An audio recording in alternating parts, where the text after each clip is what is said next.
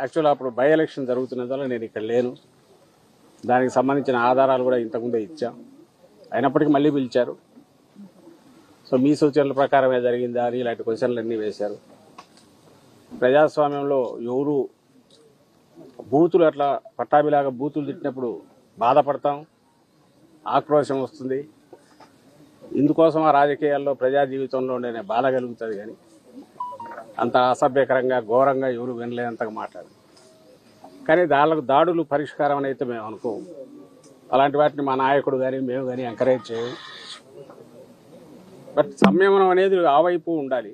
ఉంటేనే రెండో ఇప్పుడు రియాక్షన్ ఎవరన్నా, అందులో జగన్మోహన్ రెడ్డి గారు లాంటి ప్రజానాయకుడు, ప్రజల్లో బలమైన పట్టు అభిమానం ఉన్న నాయకులు, అభిమానులు చాలామంది ఉంటారు. వాళ్ళు పార్టీ కార్యకర్తలే కాదు, అన్ని రకాలుగా ఉంటారు. అలాంటి పరిణామాలు ఏం జరగకూడదు అనుకుంటే మాట్లాడేటప్పుడు సంయమనం ఉండాలి. అది ఇటువైనా అటైనా ఎవరికైనా సరే పబ్లిక్ లైఫ్లో ఉండదు. అటు రెండు కరెక్ట్ కాదని చెప్తాం. ఇప్పుడు కూడా అదే చెప్పాను. కానీ దీనికి సంబంధించినంతవరకు నేను లేని ఆ రోజు అని చెప్పినా కూడా ఈరోజు మళ్ళీ అడిగారు. తెలిసిన విషయాలు ఏమన్నట్టు చెప్పమన్నారు. తెలియనివే మొత్తం మీరు అడుగుతున్నవేవి నాకు తెలియదని చెప్పాను. మళ్ళీ పిలిస్తే మళ్ళీ వస్తామని చెప్పాను. ఇది కేసుకు సంబంధించి ఈరోజు జరిగింది. ఇది కాక ఎలాగో సందర్భం వచ్చింది కాబట్టి ఇక్కడికి వచ్చాం. మీరంతా మీడియా మిత్రులు ఉన్నారు కాబట్టి ఈ సంవత్సరంగా మీరు చూస్తుంటే అది రోజు రోజుకు పెరిగిపోతుంది. ఈ సోకాళ్ళ రెడ్ బుక్ పాలన అనేది. ఆ రోజు అతను లోకేష్ అంటుంటే ఏదో పొలిటికల్ రిటారిక్లో పార్ట్గా అన్నారనుకున్నాం. కానీ లేదు, వాళ్ళ తండ్రి కొడుకు ముందు నుంచే ఒక పథకం ప్రకారము రావడమేంది లేదు, రాక ముందు నుంచే ఎన్నికల కమిషన్ పరిధిలో ఇంకా మేము అధికారంలో ఉండగానే, జగన్మోహన్ రెడ్డి గారు వైఎస్ఆర్సీపీ అధికారంలో ఉండగానే ఎన్నికల కమిషన్ పరిధిలోకి వచ్చిందని చెప్పి దాని ద్వారా ఎంత అడ్డగోలుగా వ్యవహరించారో, ఎంత రాజ్యాంగ విరుద్ధంగా రాజ్యాంగాన్ని ఉల్లంఘించి వైలెన్స్ క్రియేట్ చేశారో అందరూ చూసాం. ఇంకా ఆ తర్వాత ఏకంగా పరిపాలనలోకి వచ్చినాక ఇంకో ఒక పథకం ప్రకారం ఏ అంటే అది రాసుకోవడం, నువ్వు సంతకం పెడతావో లేదో, వచ్చిన వాడికి అక్కడ ఉన్నా ఉండకపోయినా కేసు పెట్టడం, మేజిస్ట్రేట్ దగ్గరికి తీసుకోవడం, రిమాండ్కి పంపించడం. ఆ తర్వాత ఇంకోటి ఏదో పెట్టడం. దానికి ఆ టైంలో ఎవరైతే నిందితుడిగా వీళ్ళు పెడుతున్నారో వాళ్ళు అక్కడ ఉండడం అవసరంలా, లేదా రాయించిన వాడు ఎవడో వాడికి పరిచయం కూడా అవసరంలా. కేవలం ఈ నిందితుల మీద చంద్రబాబు గారి దగ్గర మొదలు పెడితే కింద వరకు స్థానిక నాయకుడి వరకు ఎవరికైనా కోపం ఉంటే చాలు. అది వ్యక్తిగతమైన కావచ్చు, ఇంకో రకమైనదా కావచ్చు. పెట్టు కేసు ఎత్తి ముందు లోపల పడి వేల మంది అవుతున్నారు. మరి మొన్న మళ్ళీ మాకు కావాలి అప్పుడు ఎమ్మెల్యేగా, అప్పుడు ఎప్పుడుదో పాతది కంప్లైంట్, మా హయాంలోనే కంప్లైంట్ ఇచ్చారు టీడీపీ వాళ్ళు ఎవరు. దాన్ని ఇప్పుడు ఓపెన్ చేసి 307 పెట్టి ఆయన మీద ఒక కేసు పెట్టారు. నిన్నటికి రాత్రి ఇప్పుడే ఇంతకుముందే తెలిసింది, కంతేరు మా పార్టీ ఎంపీటీసీ ఎస్సీ మహిళ, ఐ థింక్ రాత్రి అర్ధరాత్రి అయిన తర్వాత అనుకుంటున్నాను, తెల్లవారుదామున 3 గంటలకు వెళ్ళి ఆమె దుస్తులు మార్చుకుని వస్తాను, నైటీలో ఉన్నానంటే కూడా వినకుండా బలవంతంగా 20-30 మంది వచ్చి అలాగే ఆమె నైటీలో ఉన్న ఆమెను తీసుకెళ్లి, మహిళని కూడా చూడకుండా తీసుకెళ్లేసి వేశారు. ఇప్పుడు ఐ థింక్ కోర్టులో పెట్టినట్టున్నారు అనుకుంటా, పెట్టబోతున్నారు. చట్టం క్లియర్గా చెప్తుంది, చీకటి పడిన తర్వాత కానీ ఇంకో రకం కానీ మహిళల విషయంలో ఎట్లా వ్యవహరించాలనేది క్లియర్ కట్ ప్రొసీజర్ ఉంది, ఇన్స్ట్రక్షన్స్ ఉన్నాయి, గైడ్ లైన్స్ కూడా కాదు, స్పెసిఫిక్ ఉన్నాయి, సుప్రీంకోర్టు ఆర్డర్స్ ఉన్నాయి. అంటే టెర్రర్ క్రియేట్ చేస్తున్నారు.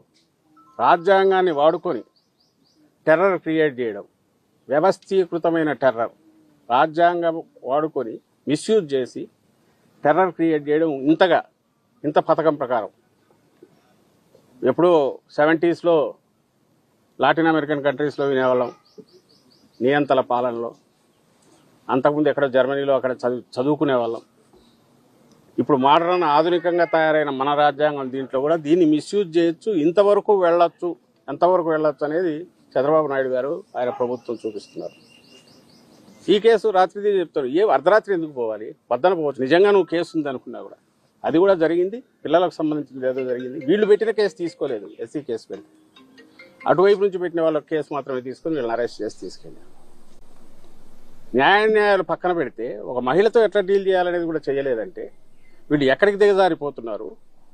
కేవలం ఒక రౌడీలు ఎట్లా బిహేవ్ చేస్తారో, మేము ఇదిగో దౌర్జన్యం చేస్తాం, మేము దౌర్జన్యం చేస్తామనే విషయం తెలిసి భయపడాలి మీరందరూ అని చెప్పడానికే ఇవన్నీ చేస్తున్నారేమో అని అనిపిస్తుంది.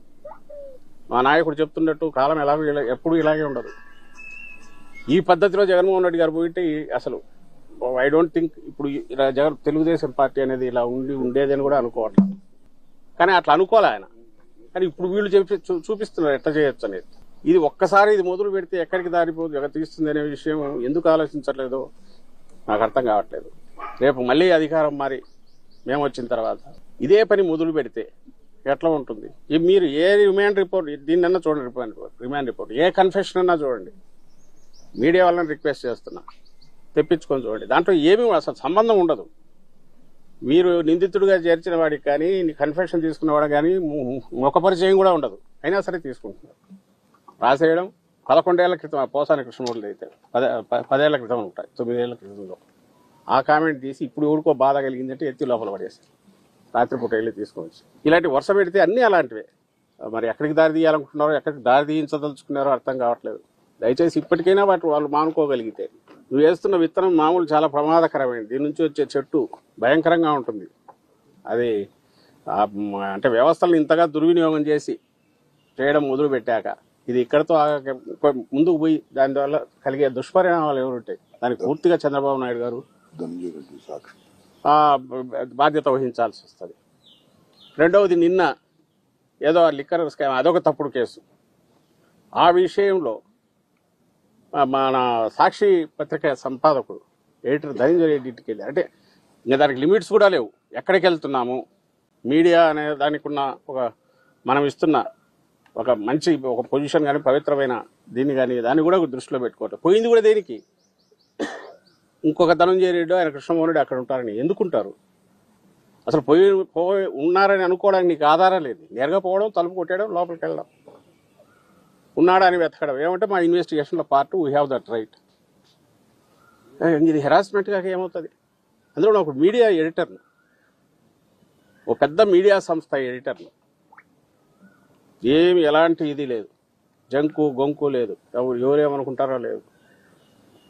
ఇది కరడుగట్టిన రౌడీలు మాత్రమే చేసే పని. వాళ్ళు ఇలాంటివే చేస్తుంటారు, టెర్రరైజ్ చేయడానికి. ఉన్మాదం, క్యాల్కులేటెడ్ ఉన్మాదంతో వీళ్ళు చేస్తున్నవి చాలా డేంజరస్ పరిణామాలకు దారితీస్తాయి. అది ఎందుకు గుర్తించట్లేదో చంద్రబాబు నాయుడు గారు నాకు అర్థం కావట్లేదు, లేదా ఆయన కొడుకు ఎందుకు గుర్తించట్లేదో అర్థం.